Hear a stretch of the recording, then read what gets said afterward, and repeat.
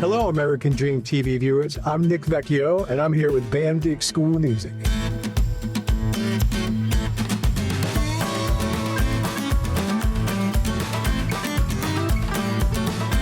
Welcome to American Dream TV. I'm your host, Tammy DeWolfe, and today we're in Dedham, Massachusetts at Band Gig, the School of Music and Performance, and we're going to be talking with owner Nick Vecchio. Hey Nick, how are you today? Doing great. I'm so glad that you were able to join us. You have inspired thousands of students over the years, but what got you started in the music? My dad was a musician. He played guitar, and I remember every night after dinner him sitting down and playing guitar and singing. There was always music going in the house, and then, unfortunately, my father passed away at like 11. So I never played guitar with him. And music kind of stopped at that point. A few years later, I end up in high school, and I make friends with this guy, and I go to his house one day after school, and he plays guitar. And he starts playing and singing, and I'm looking at him and I'm like, I can do that. And I went home that day and I dug up my dad's guitar and started messing around with it. You went from the Berklee School of Music to getting your own patent to writing a book. Tell me about, you developed Crib Note to teach people how to play guitar. Yeah, it was guitar, but it was mostly focused on bar chords. We did it for both guitar and for bass guitar. One of my students, an adult student, walks into his lesson one day after the week before I was teaching him about bar chords and how to place them, and he comes walking in with a piece of masking tape down the back of his neck with it written in magic marker of where those notes were. And I said, I understand why you would do that, but you got to be able to commit it to memory, and you can't be taking that on and off all the time. You're going to leave sticky residue all over your neck. I started thinking about it, and then I asked him, because he came in with this sort of idea, and we ended up creating this product that was made of like static plastic that could stick to the back of a guitar neck and peel off without leaving any residue.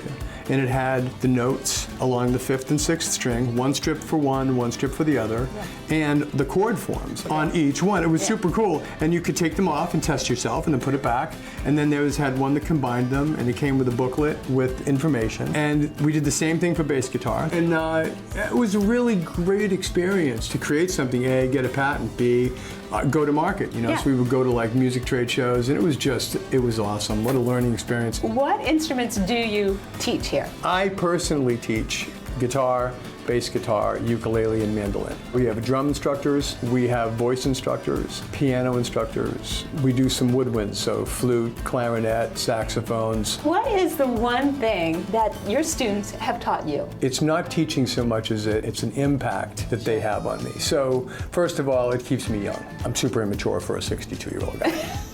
But it keeps me abreast of current music, and it keeps me in touch with younger people, so you get to understand them. Part of my job is yes, I teach, but you got to understand the psychology. A way of teaching somebody, or their parents are like, he struggles with this. Can you, it teaches me that, teaches me patience, teaches me all kinds of things. That's one of my favorites, when you have this guy that comes in to take lessons, who's, let's say he's in his 50s or even 60s or whatever. They've always wanted to play, and then all of a sudden they're playing, and it takes up space in their life, so there is something where there was nothing.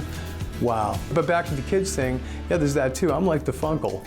I'm the fun uncle. They can come in and hang with me, and we have some laughs. All my teachers kind of share this. We all have a lot of fun with our students.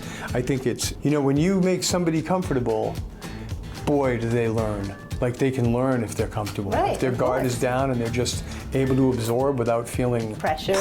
Yes, exactly. Like the whole society of pressure, right? Perfect. Was there ever a moment that, either teaching or performing, that you had this aha, like, this is why I do what I do? Oh, I have it every day. Every day. At least once, and sometimes 10 times a day, where I'm sitting in my office and I'm teaching someone a song, and I realize that I'm in my chair and I'm going, and I always start to giggle, and the student goes, what? And I go, I'm just having that moment where I realize how much I love my job. It's unbelievable. And some of them have seen me do it before, they kind of giggle, and they go, having your moments? I'm like, yep, I am. How has being involved in the community propelled the mission for Band Gig? The community part of it, we're part of like the parades, the Christmas time things, everything. It's just such a great community feeling. It's amazing. Several months ago, I was sitting outside having a cup of coffee. I was there for half an hour. 5 different people walked up and said, "Hey, Nick, how you doing?" And every one of them was a student, former student, or a parent of a student. And it was just really like, it's moments like that that it strikes you. I've been doing this for 30 plus years. Right. Think about that. I average 50 students a week. Yeah. Like, how many people have I done this with? It's thousands. A million, thousands. We're all really tight with our parents and So, all that. what is Band Gig School of Music? How is that different from your average music lesson? Really, everybody's main focus that's here is on being an instructor.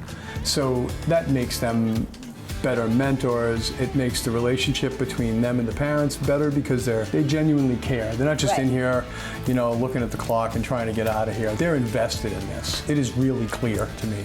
I have a great staff. They're part of our community, and it's a great vibe. All I can hope is that if somebody takes lessons with me, that they have music and they're still playing. So if a kid starts with me at 15 and then I find out at 40 he's still playing, I think, yeah, I did my job.